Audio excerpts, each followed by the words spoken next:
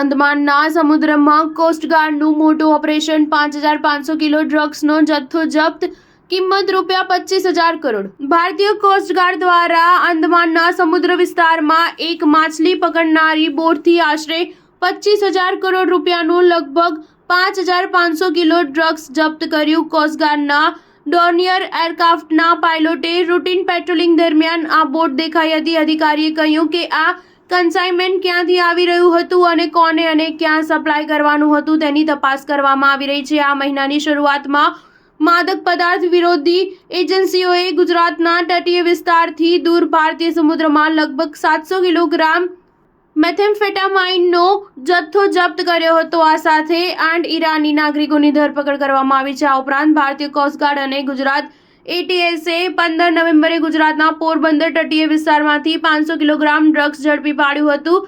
Narcotics control બ્યુરોએ એક નિવેદનમાં જણાવ્યું હતું કે સાગર મંથન 4 નામનું આ ઓપરેશન ગુપ્ત માહિતી પર આધારિત હતું. નૌકાદળે દરિયાઈ પેટ્રોલિંગ એસેટ્સનો ઉપયોગ કરીને જહાજને ઓળખી અને અટકાયું. આ ઓપરેશન એનસીબી, નેવી અને ગુજરાત પોલીસની એન્ટી ટેરરિસ્ટ સ્ક્વોડ દ્વારા સંયુક્ત રીતે હાથ ધરવામાં આવ્યું હતું. સ્ટાર ન્યૂઝ 7 હંમેશા સચ્ચાઈની સાથે.